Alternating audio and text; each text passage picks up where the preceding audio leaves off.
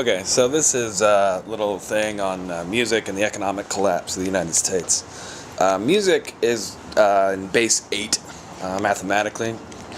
Humans usually think in base 10. We do this because I got 5 fingers here and I got 5 fingers over here, and base 10 is easy for us. Music is a little bit different because it's apportioned into eighths, each scale on the note. I was just singing, or whistling, excuse me, the song that I posted the other day about dancing, and that's most music is a scale, and if you want to learn how to learn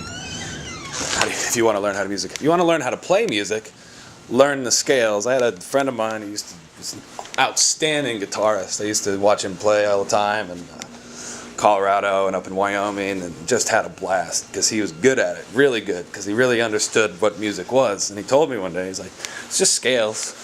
Just go up and down the scale, learn the tones. This song, by the way, is the one I was posted the other day.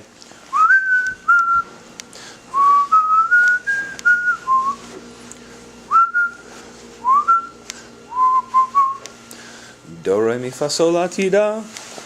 And that's it. That's all it is. It's eighths. Eighths go into 10 perfectly, because each eighth is 1.25. 1.25 times 8 is 10. That's how you translate between good number systems. You find a perfect way to do so. Now, the economic collapse. It used to be that stocks were priced by eighths, and that's how they would go up or down in this scale. A while back, some people realized, well, eighths, we can be a little bit more creative than that. And they started to divide value into millions and billions. But they did so, they cheated. And they, excuse me, sorry. Whew.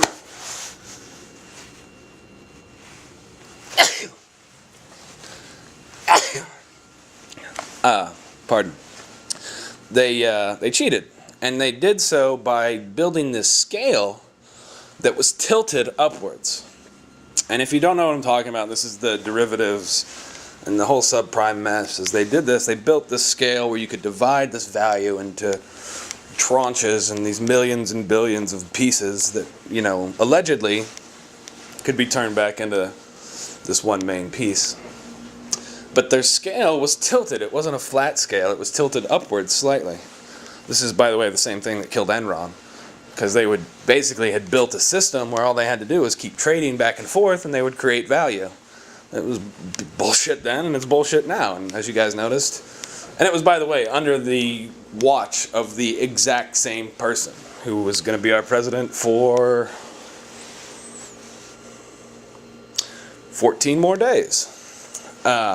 When he was the governor of Texas, it was Enron that did it. When he was president of the United States, it was the stock market where he allowed it to happen, because he just doesn't really quite understand math. Or God, to be honest, but that's another story. So that's what they did, and instead of using this eighth scale, they used this millionth and billionth scale, and they based it on faulty assumptions. They based it, and there's a great interview with Bill Moyers and George Soros that talks about this. Soros knew this because he's a pretty smart guy. And he knew bullshit when he saw it. And I think he made a couple extra $1 billion off all these stupid people. Not that you're stupid. But people sometimes, and this was the other thing about Enron, they were the smartest guys in the room. And nobody would call bullshit on them. Because, it's working. This little pyramid scheme that they had, right, like Madoff, was working. And they were making bank.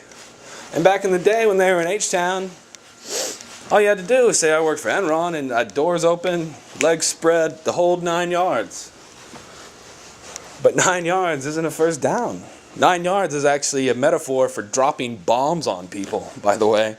Yeah, look that one up. You give them the whole 9 yards, you're giving them 9 yards of death.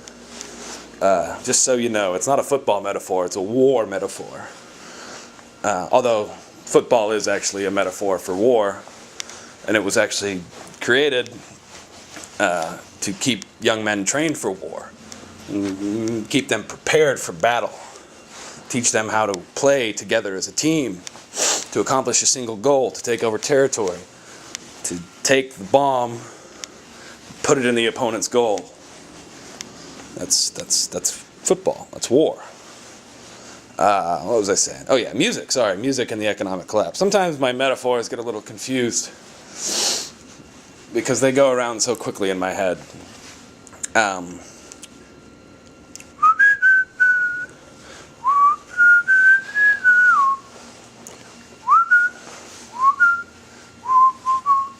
Pardon me, the music is moving, moving from left and to right, and also up and down, because that whole song is just the scale of music.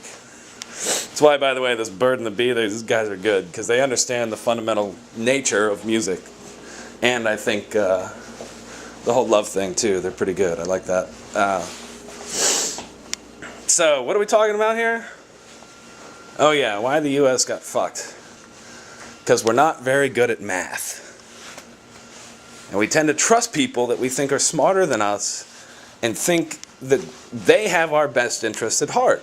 But most of them, especially on Wall Street, they're more interested in their own business and their own pocket, which we all know is the way it kind of works better when people are given the ability to create for their own good. This is one of the fundamental reasons why capitalism beat communism, is because we were able to give people the opportunity to create their own wealth.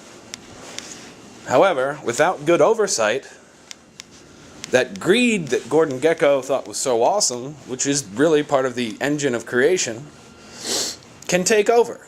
And people think, and I hate this when people screw this quote up, because money is not the root of all evil. Money is a very useful tool. It's the love of money that is the root of all evil. For many people will do more things for that love than they will do for real love. And sometimes people kind of conflate the two and forget that money is just a symbol of action. It's a representation of work. It's not real. It's a symbol.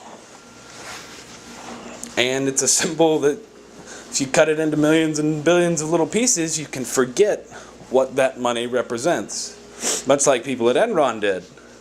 And they made up this new money that ended up wiping out millions of years of work. Hard work, leatherneck work. Guys working on the line, working on pipelines. Guys risking their arms and limbs. I don't know if you've seen the movie, what is it? Oil is the name of the book by Upton Sinclair. The movie is the one that a lot of people didn't quite get. I'll look it up. Sometimes I can't remember off the top of my head. I want to call it No Blood for Oil, but it's not. It's something else. Yeah, sometimes I just can't remember stuff. This is why I keep my internet nearby, because the internet has far more memory than I do. And it's a very useful tool. So this is the lecture, if you will, on today, on music and the economic collapse, and calling bullshit on people who are bad at math.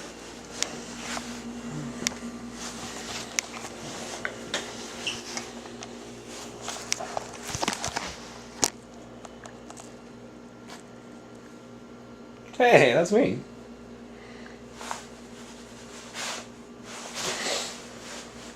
Alright, talk to you guys later.